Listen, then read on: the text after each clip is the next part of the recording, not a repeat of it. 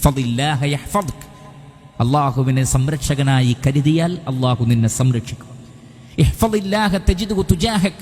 അള്ളാഹുവിൻ്റെ വിധിവിലക്കുകളെ നീ കാത്തു സൂക്ഷിച്ചാൽ അള്ളാഹുവിനെ നിനക്ക് നിന്റെ മുന്നിൽ തന്നെ സഹായിയായി കണ്ടെത്താൻ സാധിക്കും. ഇദാ സഅൽത ഫസ്അലില്ലാഹ് വഇദാ ഇസ്തഅൻത ഫസ്തഇൻ ബില്ലാഹ്. നീ ചോദിക്കുകയാണെങ്കിൽ അള്ളാഹുവിനോട് ചോദിക്കുക, നീ ഇസ്തിആന നടത്തുകയാണെങ്കിൽ അള്ളാഹുവിനോട് ഇസ്തിആന നടത്തുക. വഅലം അന്നൽ ഉമ്മത ലൗ ഇജ്തമഅത അലാ അൻ യൻഫഉക ബിശൈഇൻ ലം യൻഫഉക ഇല്ലാ ബിശൈഇൻ ഖദ് കതബഹു അല്ലാഹു ലക് വലൗ ഇജ്തമഉ അലാ അൻ യദുറുക ബിശൈഇൻ ലം യദുറുക ഇല്ലാ ബിശൈഇൻ ഖദ് കതബഹു അല്ലാഹു അലൈക റുഫിഅത്തിൽ അഖ്ലാമു വജഫത്തിസ് സുഹുഫ്. സൃഷ്ടികൾ ഒന്നടങ്കം നിനക്കൊരു ഉപകാരം ചെയ്യാൻ ഒരുമിച്ച് കൂടിയാലും അള്ളാഹു നിശ്ചയിച്ചതല്ലാത്ത ഒരു ഉപകാരവും ചെയ്യാൻ അവർക്ക് സാധ്യമല്ല.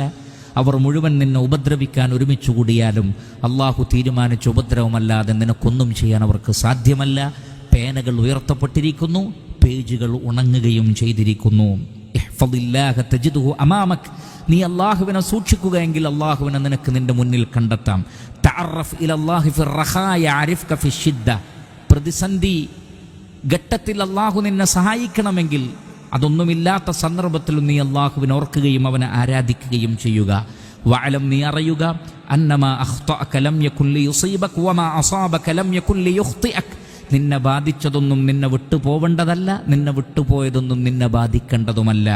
വഅലം, നീ അറിയണം, അന്നൻ നസ്റ മഅസ് സബ്രി വ അന്നൽ ഫറജ മഅൽ കർബി വ അന്ന മഅൽ ഉസ്രി യുസ്റാ. ക്ഷമയുടെ കൂടെയാണ് സഹായം, പ്രയാസത്തിൻ്റെ കൂടെയാണ് ആശ്വാസം, ബുദ്ധിമുട്ടിൻ്റെ കൂടെയാണ് എളുപ്പം. ഇത് നീ പഠിച്ചു മനസ്സിലാക്കി വെക്കുക. ലോകത്തിലെ മുഴുവൻ മുസ്ലിമീങ്ങളും ഇത് പഠിച്ചു മനസ്സിലാക്കി വെക്കുകയും ഉൾക്കൊള്ളുകയും ചെയ്താൽ അവർ കണ്ടുകൊണ്ടിരിക്കുന്ന, കേട്ടുകൊണ്ടിരിക്കുന്ന, അനുഭവിച്ചു കൊണ്ടിരിക്കുന്ന മുഴുവൻ പ്രയാസങ്ങളെയും അവർക്ക് ഇല്ലാതെയാക്കാൻ സാധിക്കും. യഥാർത്ഥത്തിൽ പ്രയാസങ്ങൾ ഇല്ലാതെയാകുന്നത് ഭൗതിക പ്രപഞ്ചത്തിൽ നിന്ന് അതെടുക്കപ്പെടുമ്പോഴല്ല പ്രിയപ്പെട്ടവരെ, മറിച്ച് ഹൃദയത്തിലേക്ക് ഈമാൻ ഇറങ്ങുമ്പോഴാണ്.